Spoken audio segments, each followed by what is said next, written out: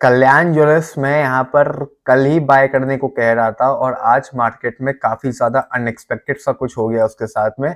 Limit से ज्यादा fall मुझे उसमें देखने के लिए मिला। कल्याण ज्वेलर्स आज मॉर्निंग में लगभग ये मान के चलिए कि आई थिंक 12-13% के आसपास डाउन चला गया था और 400 रुपए का जो सपोर्ट था वो भी उसने ब्रेक कर दिया।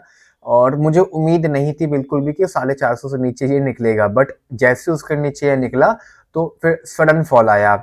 अच्छा, 450 पे मैंने एक एसएलपी लगाने को कहा था, तो बहुत लोगों ने वो लगाया भी होगा, क्योंकि कुछ मेरे पास इंस्टाग्राम पे लोगों ने आज मुझे मैसेज किया कि 450 पे उन्होंने एग्जिट ले ली, तो which is a good thing.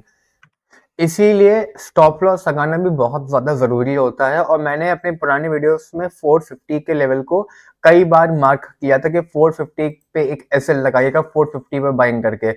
और खैर जैसे 450 क्रॉस किया, बहुत कस के फ्री फॉल देखने के लिए मिला। अब इतना बड़ा फ्री फॉल आ जाएगा ये मतलब एक बार में, इसकी तो उम्मीद मुझे कम थी। कम क्या थी, मतलब इतनी ज्यादा मुझे उम्मीद नहीं थी कि इतना ज्यादा स्टॉक गिर जाएगा एक ही दिन में। एनीवेज, बात 19 मंथ्स लो कल्याण ज्वेलर्स ने आज हिट किया। देखिए, इतनी खराब मार्केट है, मेरे पास ज्यादा कुछ यहाँ पर एज सच वैसे तो पर्टिकुलर इस स्टॉक के बोलने के लिए है नहीं। बट हाँ, ये है कि वैल्यू फॉर मनी ये बनता जा रहा है। अगर बहुत लोग इसमें फंस गए होंगे, मैं उसकी तो यहाँ पे कुछ बात नहीं कर रहा हूँ कि कौन नहीं फंसा कौन नहीं फंसा। अब मैंने भी कुछ क्वांटिटी में बाय करे थे, तो मैंने भी वही 450 से 500 के बीच में ही बाय करे थे। और अगर आप लोग यहाँ पर आर्टिकल्स वगैरह पे रीड करेंगे तो अपार्ट फ्रॉम वॉल्यूम सर्च इसके अलावा यहाँ पर कुछ है नहीं। खाली वॉल्यूम सर्च था। एफआईआई उसने कुछ माल अपना यहाँ पर बेचा है, बहुत कस के माल बेचा है आज, जिसकी वजह से ये इतना ज्यादा डाउन था।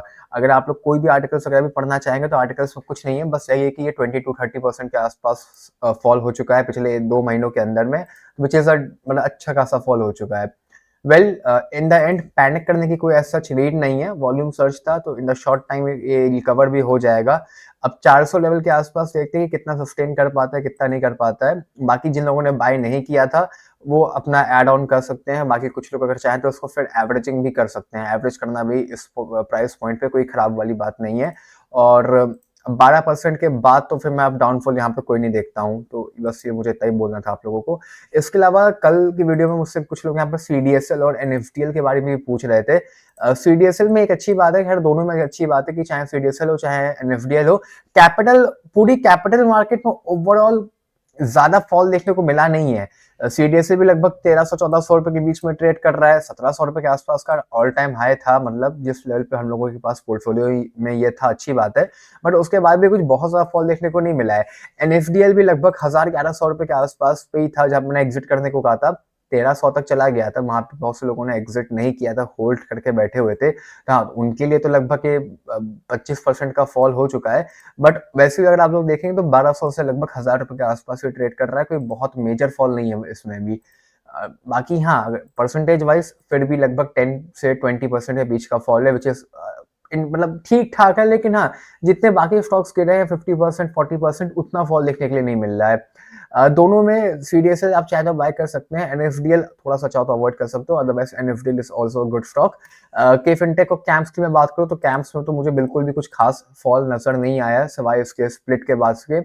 स्प्लिट के बाद में ही इसमें फॉल आ गया था जनवरी में ही लगभग 40% के आसपास का, तो जनवरी फरवरी में। उसके बाद इधर तो ये मान के चलिए कि उतना ज्यादा कुछ खास इसमें फॉल नहीं देखने के लिए मिला है। पहले ये आपको याद होगा ना कि कितने का था, 3000 रुपए के आसपास का था, 3000-4000 रुपए का स्टॉक था। फिर वो स्प्लिट हो गया था वहां से, तो 700 रुपए के आसपास का ही स्प्लिट हुआ था, 800 रुपए के आसपास। तो उसके बाद यहाँ पे भी कुछ ज्यादा फॉल देखने को नहीं मिला है।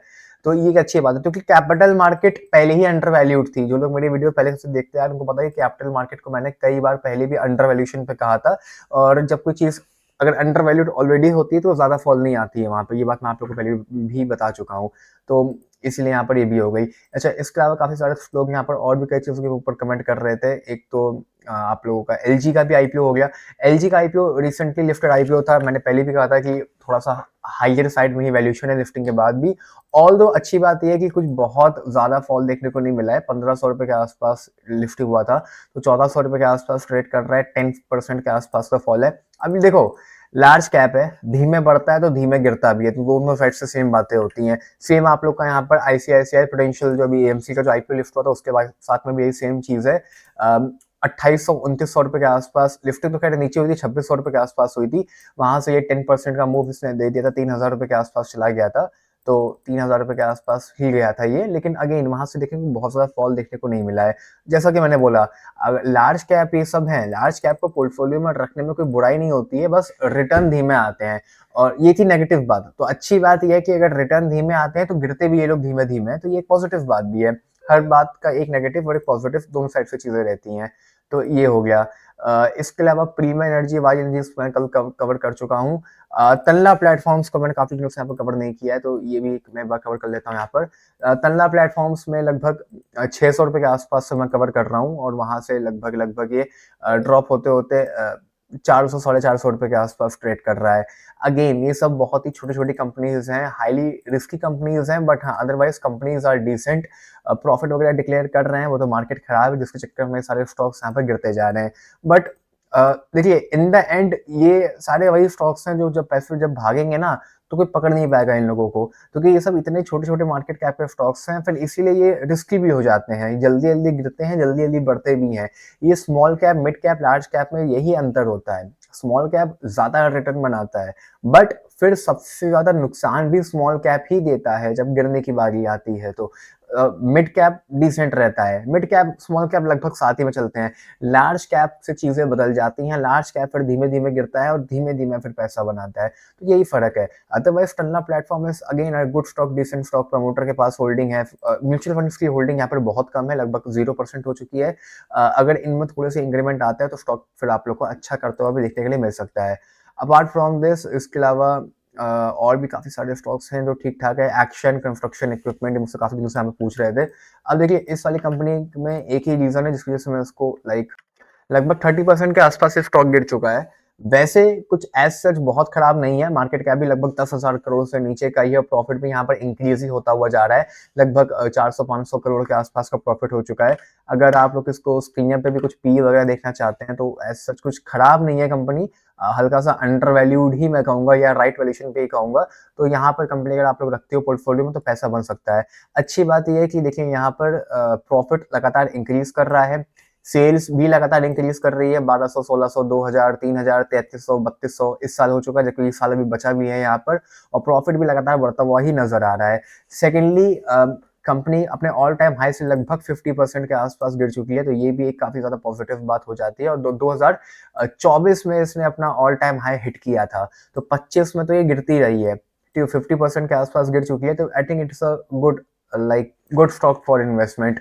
हाँ, बस ये है कि डाउन साइड लगभग कितना आ सकता है इसकी कोई मैं गारंटी यहाँ पर नहीं लेता हूँ, लगभग 700 रुपए के आसपास आ सकता है। अब देखो ये एक रेंज है, पर्टिकुलर वो नहीं है। ये बात मैंने परसों की वीडियो में भी कही थी कि मैं एक रेंज आप लोग को देता हूँ, वो रेंज पे एग्जैक्ट कितना बैठेगा कितना नहीं बैठेगा वो मुझे नहीं पता।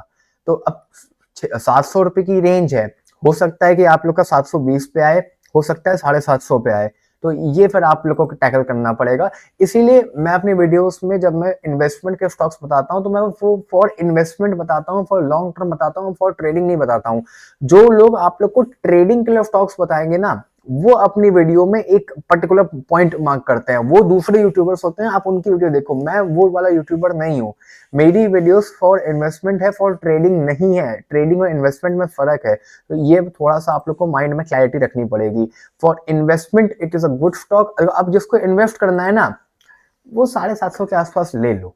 वो दिमाग नहीं लगाएगा कि भाई 720 का तो नहीं हो गया, 730 का तो नहीं हो गया, 760 का तो नहीं हो गया है, वो ले लेगा, वो लेके छोड़ देगा। फिर एक साल बाद देखेगा कि प्राइस क्या चल रहा है, 1400 1500 रुपए क्या चल रहा है, फिर वो 10-20 रुपए का दिमाग नहीं मारता है। तो ये फर्क होता है इन्वेस्टमेंट में और ट्रेडिंग वाले स्टॉक्स में। तो ये आप, इसीलिए मैं कहता हूँ कि पॉइंट टू पॉइंट की मैं बातें ही नहीं करता हूँ।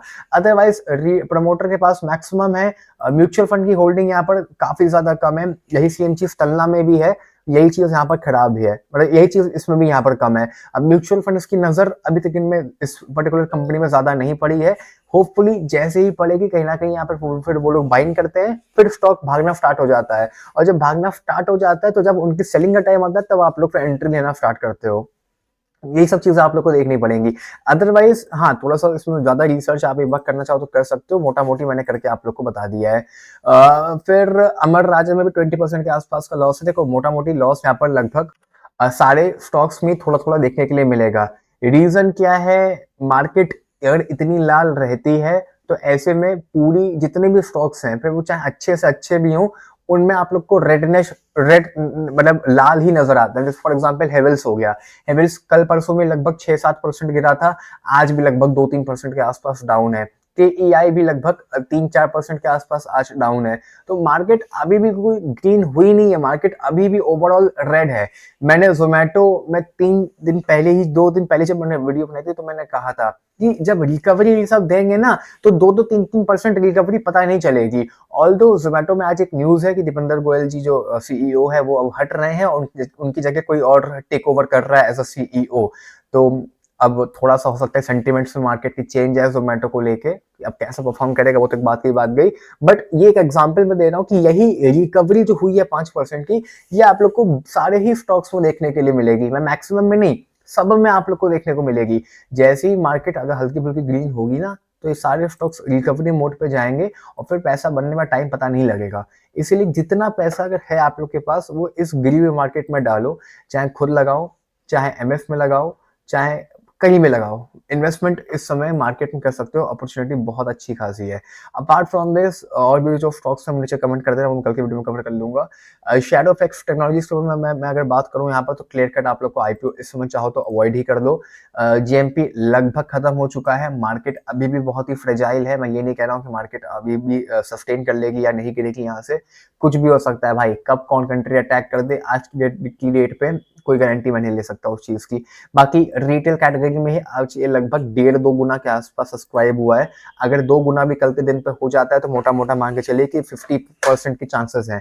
हर 2 में से 1 को IPO इजिली मिल जाएगा, तो अलॉटमेंट के चांसेस तो यहाँ पर हद से ज्यादा है एज ऑफ नाउ। बाकी बिना JMP के अवॉइड करना चाहिए IPO को। मैं भी अवॉइड कर रहा हूँ, आप लोग भी मैक्सिमम चाहो तो अवॉइड ही कर सकते हो। कोई फालतू में जरूरी नहीं IPO में अप्लाई करना ही करना है, तो अगर अवॉइड करना चाहो तो अवॉइड कर सकते हो। बाकी आज की इस वीडियो में इतना ही, मिलता हूँ कल एक और वीडियो के साथ। Bye bye, take care, love you all.